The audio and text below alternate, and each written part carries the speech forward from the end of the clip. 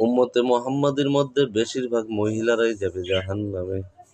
কারণ তারা না শুকরিয়া করে, তারা স্বামীর উপর শুকরিয়া আদায় করে না। ৩০ বছর সংসার ভালো মতো করার পরেও একদিন যদি ১৯ থেকে ২০ হয়ে যায়, ১৯ থেকে ২০ হয়ে গেলে বেশিরভাগ মহিলারাই বলে, এই গোলামের ঘরে এসে আমার জীবনটা শেষ করে ফেললাম, তেজপাতা করে ফেললাম। একটা দিনের জন্য সে শান্তি দেয় নাই, সুখ দেয় নাই। অথচ তার স্বামী কত পরিশ্রম করে, ওই সন্ধ্যাবেলায় যায়, ওই সকালবেলা যায়, কিন্তু সন্ধ্যাবেলায় ঘরে ফিরে এত পরিশ্রম করে, হাড় ভাঙা পরিশ্রম করে অন্ন জোটানোর জন্য, ভালো থাকার জন্য, সুখে থাকার জন্য।